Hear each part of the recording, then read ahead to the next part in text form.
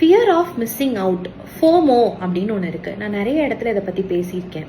So ஜென்ரலாக வந்து நமக்கு இப்போ டெக்னாலஜி அட்வான்ஸ் ஆகிடுச்சு, எல்லா நிமிஷத்துக்கு நிமிஷம் எல்லாமே அப்டேட் ஆகிட்டே இருக்கும்போது வந்து நம்ம இதை விட்டுருவோமோ அதை விட்டுருவோமோ அப்படின்னு ஒரு ஜென்ரல் ஸ்டாண்ட் பாயிண்ட்லேருந்தே அது நமக்கு வந்து ஒரு பதட்டத்தை ஏற்படுத்துது.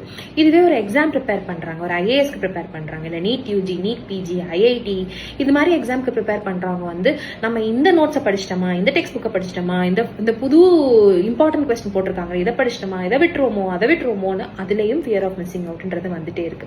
பட் இன்னைக்கு ஸ்டாய்க்கிசம் பிலாசபி என்னன்னு பார்த்தீங்க அப்படின்னா, எவ்வளோ புக்ஸ் எவ்வளோ லைப்ரரிஸ் இருந்தாலும் எல்லாத்தையும் எல்லாராலையும் படிக்க முடியுமா அப்படின்னா கிடையாது.